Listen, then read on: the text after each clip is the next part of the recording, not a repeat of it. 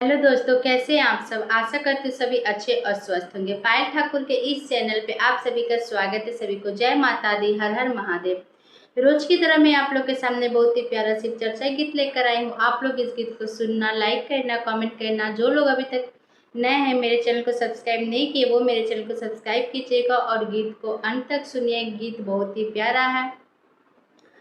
इस गीत का भाव है, एक नाग देवता रहते हैं। हम सब जानते हैं कि शिव जी, नाग देवता शिव जी के कितने बड़े भक्त हैं, उनके साथ हमेशा रहते हैं। तो नाग देवता को किस बात का दुख। लेकिन नाग देवता एक गाछी के नीचे, पेड़ के नीचे बैठकर बहुत दुखी थे। जय शिव का रट लगाए हुए थे। सभी परेशान थे कि जो खुद शिव भक्त हैं, उनको किस बात की चिंता, किस बात का दुख है।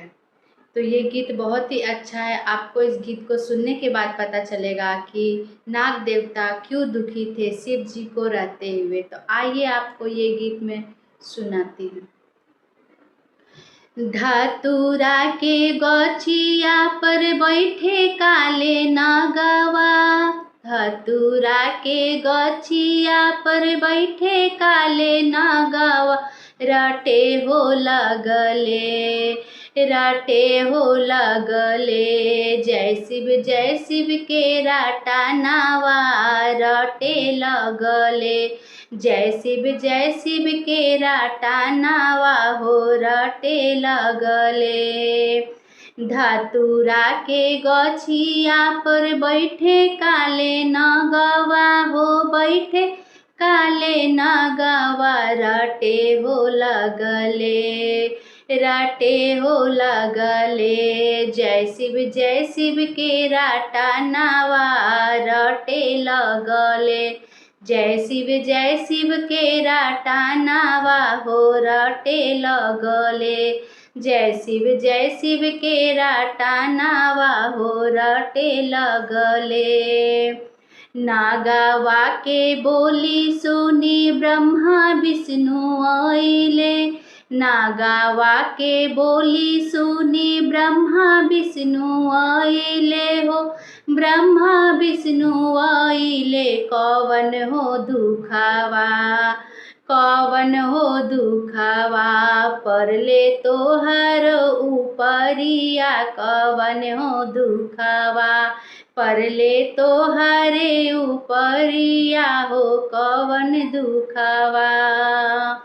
नागवा के बोली सुनी नारद बाबा आइले, नारद बाबा आइले। कवन हो दुखावा, नागवा के बोली सुनी नारद बाबा आइले हो, नारद बाबा आइले। कवन हो दुखावा, कवन हो दुखावा, परले तोहर उपरिया। कवन हो दुखावा, परले तोहर उपरिया। कवन हो दुखावा, परले तोहरे उपरिया। कवन हो दुखावा।